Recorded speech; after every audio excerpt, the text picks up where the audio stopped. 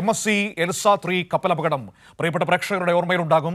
നമ്മൾ നഷ്ടപരിഹാരം ആവശ്യപ്പെട്ടുകൊണ്ട് ഹൈക്കോടതിയിൽ കേസ് നടത്തുന്നത് പ്രേക്ഷകർക്കറിയാം. ഏതായാലും സംസ്ഥാന സർക്കാർ ആവശ്യപ്പെട്ട നഷ്ടപരിഹാര തുകയിൽ കൈമലർത്തുകയാണ് ഇപ്പോൾ കപ്പൽ കമ്പനി. 9,531 കോടി രൂപ നഷ്ടപരിഹാരം നൽകാൻ കഴിയില്ലെന്ന് മെഡിറ്ററേനിയൻ ഷിപ്പിംഗ് കമ്പനി ഇപ്പോൾ ഹൈക്കോടതിയിൽ സത്യവാങ്മൂലം നൽകിയിരിക്കുകയാണ്.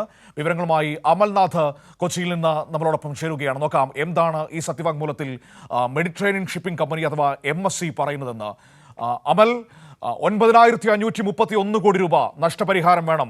വലിയ പരിസ്ഥിതി നാശം, മത്സ്യനാശം, അങ്ങനെ ഒരുപാട് കാര്യങ്ങൾ സംഭവിച്ചിട്ടുണ്ട്. ജീവനക്കാരുടെ തൊഴിൽ നഷ്ടമൊക്കെ ഉണ്ടായിട്ടുണ്ട്.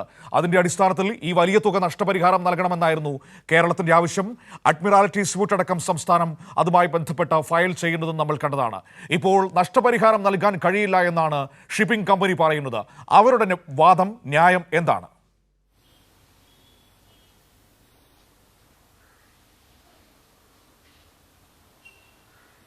മനു, MSC എൽസ 3 കപ്പലപകടവുമായി ബന്ധപ്പെട്ട് സംസ്ഥാന സർക്കാർ ആവശ്യപ്പെട്ട ആ നഷ്ടപരിഹാര തുക നൽകാൻ സാധിക്കില്ല എന്ന് പറഞ്ഞുകൊണ്ട് കപ്പൽ കമ്പനി കൈമലർത്തുന്നതാണ് നമുക്കിപ്പോൾ കാണാൻ വേണ്ടി സാധിക്കുന്നത്.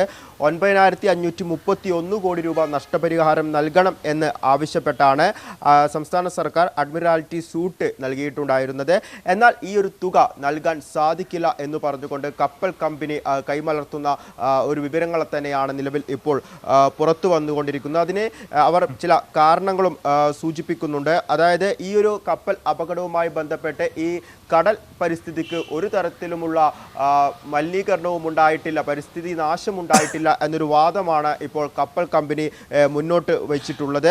അതിനാൽ തന്നെ അഡ്മിറാലിറ്റി സൂട്ട് നൽകാൻ സംസ്ഥാന സർക്കാരിന് അധികാരമില്ല എന്നൊരു കാര്യം കൂടി നിലവിൽ ഇപ്പോൾ കപ്പൽ കമ്പനി സൂചിപ്പിക്കുകയും ചെയ്തിട്ടുണ്ട്. കാരണം ഈ കപ്പൽ അപകടം സംഭവിച്ചത് ഈ രാജ്യത്തിൻ്റെ കടൽ അധികാര പരിധിക്ക് പുറത്താണ് എന്ന ഒരു വാദമാണ് നിലവിൽ കപ്പൽ കമ്പനി മുന്നോട്ട് വെച്ചിട്ടുള്ളത്. അതിനാൽ തന്നെ ഈ അറസ്റ്റ് ചെയ്ത ഈ ഒരു കപ്പൽ, അതായത് MSC അക്കിറ്ററ്റ 2 കപ്പൽ വിട്ടയക്കണം എന്നും ഈ കപ്പൽ കമ്പനി സൂചിപ്പിക്കുന്നുണ്ട്. മെഡിറ്ററേനിയൻ ഷിപ്പ് കമ്പനി ഹൈക്കോടതിയിൽ സത്യവാങ്മൂലമാണ് ഇത്തരം കാര്യങ്ങളൊക്കെ തന്നെ സമർപ്പിച്ചിട്ടുള്ളത്.